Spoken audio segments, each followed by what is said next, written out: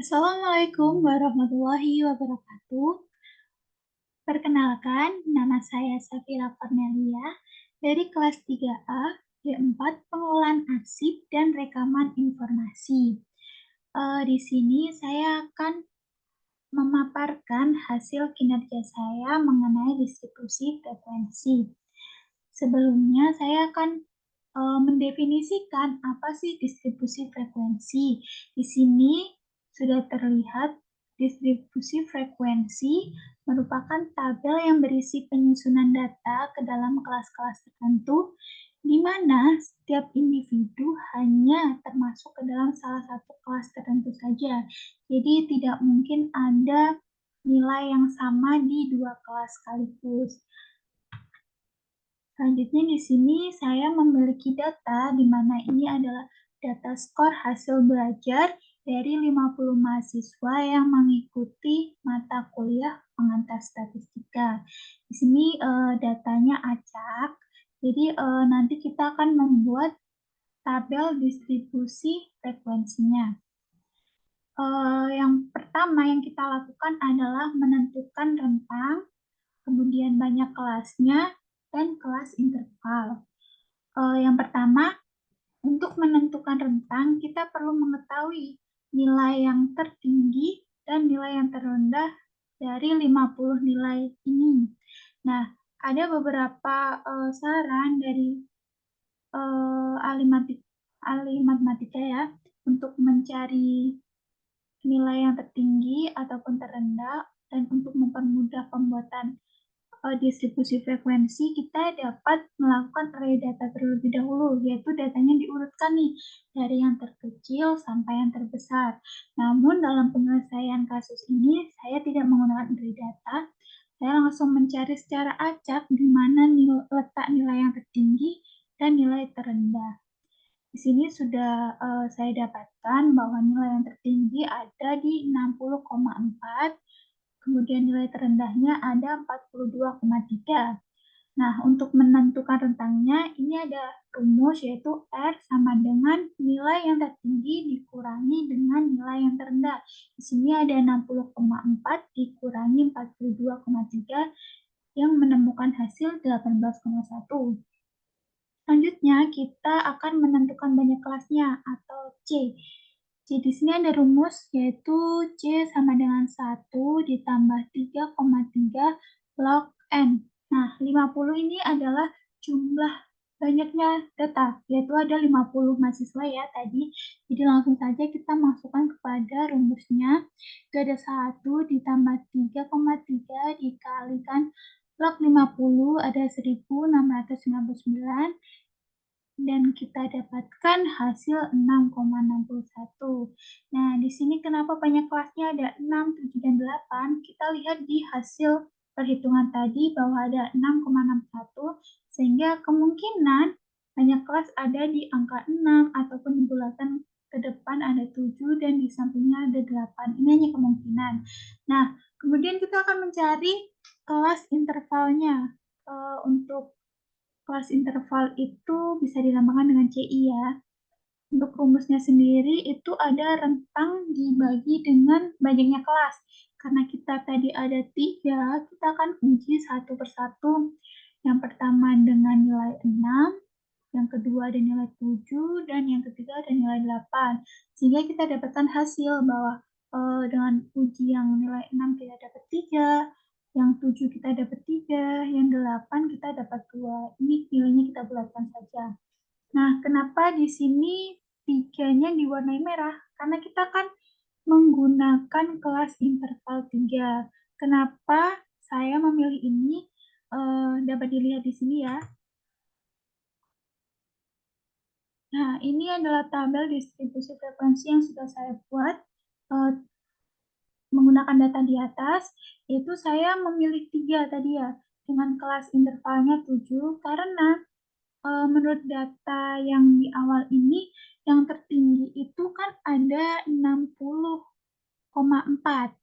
Jadi kita harus mencari data yang meliputi angka tersebut, mencakup angka tersebut. Nah, saya memilih 7 karena di sini dapat dilihat nih, jika kita menggunakan kelas intervalnya itu 3, dengan banyaknya kelas 7, di sini akan mencakup angka 60,4.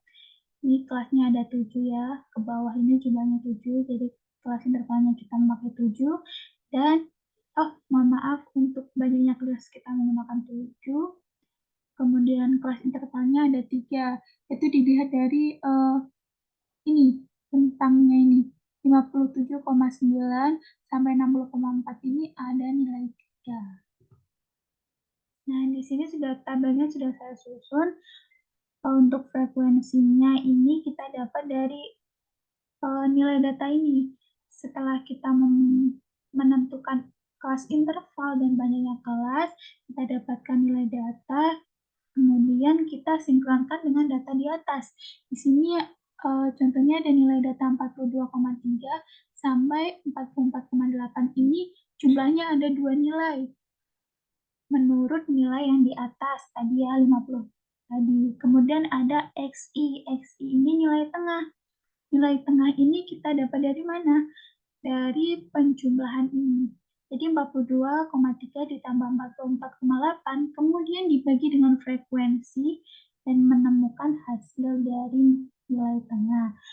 Dan di sini ada FIXI yaitu frekuensi dikali XI. Nah, di sini tinggal kita kalikan saja. FI dikali F ini sama dengan FI dikali dengan XI hasilnya segini. Nah, kemudian ada BBS dan BAS. BBS itu adalah batas bawah sebenarnya. Jadi BBS ini kita dapatkan hasilnya melihat dari sini. Yang sudah saya kasih warna merah ini merupakan batas bawah. Kalau yang biru merupakan batas atas. Nah, untuk mencari batas bawah sebenarnya itu tinggal kita masukkan rumus. Rumusnya itu adalah batas bawahnya ini dikurangi dengan 0,5. Jadi ini pada 42,3 dikurangi 0,5 hasilnya 41,8. Kemudian untuk batas atas sebenarnya itu kita lihat batas atasnya ada 44,8, kebalikan dari BBS. Untuk menjadi BAS itu ditambahkan. Jadi ini ada 44,8 ditambah 0,5. Untuk patokan acuannya tetap sama yaitu 0,5. Untuk BBS-nya dikurangi, BAS-nya ditambahkan. Sudah kita susun tabel distribusinya, di sini juga kita jumlahkan FIXI-nya ada 2595,5, kemudian total frekuensi total semua nilainya ada 50 mahasiswa. Kemudian kita akan mencari rata-rata sampel. Untuk rata-rata sampel sendiri itu disimbolkan dengan X bar. Untuk rumusnya di sini ada X bar sama dengan sigma FIXI dibagi sigma FI. Sigma ini menunjukkan bahwa yang diminta bukan hanya FIXI-nya, tapi jumlah keseluruhan FIXI. Begitu juga untuk frekuensi. Nah, dari tabel yang di atas tadi, distribusi yang sudah saya buat, sudah terlihat ya di sini. Untuk FIXI-nya jumlahnya ada 2595,5 dibagi total frekuensinya tadi ada 50 mahasiswa yang menemukan hasil 51,91. Kemudian kita akan mencari median. Median ini sebelum mencari median kita harus mengetahui di mana letak mediannya, kelas mediannya. Itu dapat dicari dengan rumus K sama dengan N plus 1 dibagi 2. Untuk rumus mediannya sendiri di sini ada median sama dengan BBS ditambah kelas interval dikali S dibagi frekuensi mediannya. S ini merupakan selisih letak kelas median dengan frekuensi kumulatif sebelum kelas mediannya. Nah, dapat kita lihat pada tabelnya nih. Jadi, kelas mediannya itu ada di 25.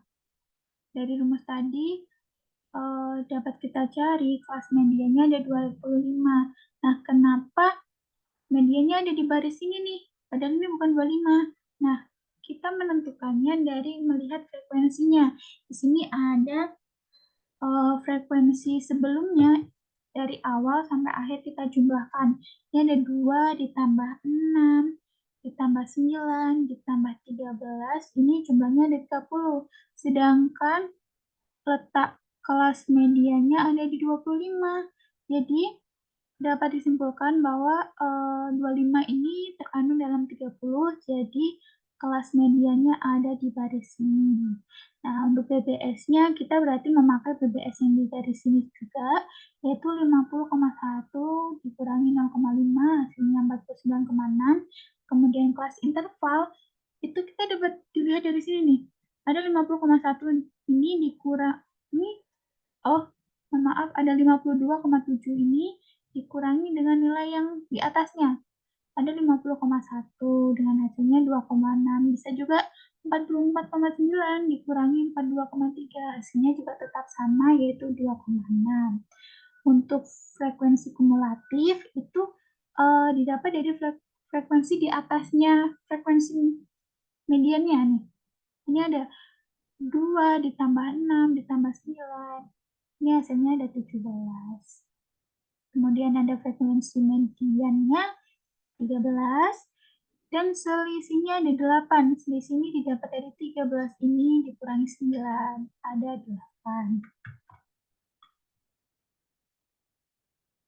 Kemudian kita masukkan pada rumus mediannya nih, yaitu BBS ditambah kelas interval dikali selisih dibagi frekuensi mediannya, yaitu 49,6 ditambah 2,6 dikali 8 dibagi 13. Nah, karena ini perkalian, akan kita hitung terlebih dahulu dengan hasil 1,6 yang kemudian ditambahkan dengan 49,6 dan menunjukkan hasil 51,2. Artinya, di sini dapat kita baca bahwa 50% dari 50 mahasiswa mempunyai nilai statistika maksimal adalah 51,2, sedangkan 50% sisanya mempunyai nilai statistik minimal 51,2. Nah, kemudian kita akan mencari modus dari data di atas. Untuk rumus modus sendiri, di sini ada BBS ditambah kelas interval, kemudian dikalikan dengan selisih 1, dibagi selisih 1 ditambah selisih 2. Di sini ada selisih 1, selisih 2 maksudnya adalah untuk selisih 1 merupakan selisih frekuensi kelas modus dengan frekuensi sebelum. Kalau untuk S2-nya itu sesudahnya, jadi di bawahnya dan di atasnya. Kita lihat di data ini, PBS-nya kita sudah ketahui dari 50,1 ini ya, dikurangi 0,5 hasilnya 49,6. Kemudian kelas interval tetap sama, dan selisihnya ini 13 dikurangi 9, kemudian yang S2-nya ada 13,8 dikurangi 8, hasilnya 5, kelas modusnya 13. Oh ya, kenapa kita letak modusnya ada di baris hijau ini? Karena modus itu merupakan nilai yang sering muncul. Jadi gampang saja kita bisa menemukan nilai letak kelas modusnya dengan melihat frekuensi. Di sini frekuensi yang paling tinggi ada di 13. Berarti nilai ini nih, 50,1 sampai 50,6 ini, 52,6 ini adalah nilai yang sering muncul. Jadi kelas modusnya berada di frekuensi 13. Kemudian kita masukkan ke rumusnya. Ini rumus modus sama dengan BBS ditambah CI dikali selisih 1 ditambah selisih 1 plus selisih 2. Kita langsung masukkan, kemudian ini dikalikan dulu ya, karena ini perkalian. Setelah itu ditambahkan dengan hasil 50,75.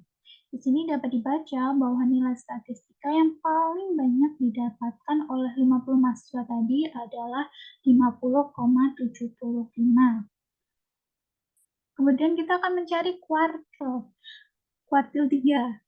Nah, kuartil sendiri adalah bilangan yang membagi suatu deretan nilai menjadi 4 bagian yang sama dan dilambangkan dengan KI.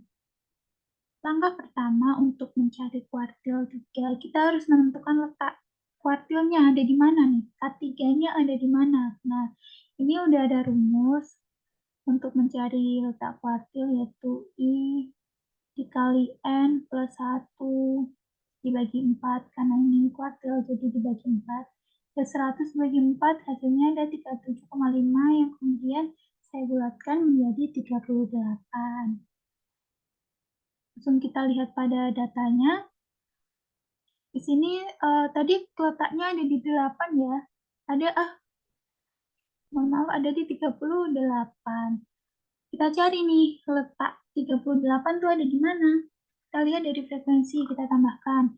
Ada 2 ditambah 6 ditambahkan 9 ditambah 13, ini 30 ditambah 8 jadi 38.